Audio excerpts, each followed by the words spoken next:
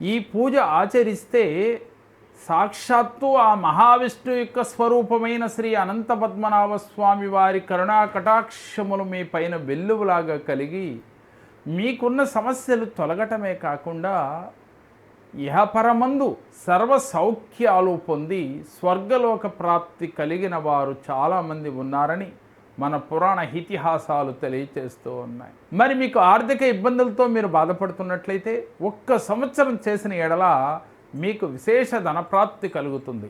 మీరు చేస్తున్న వృత్తి ఉద్యోగ వ్యాపారాలలో ఆర్థిక అభివృద్ధి కలుగుతుంది.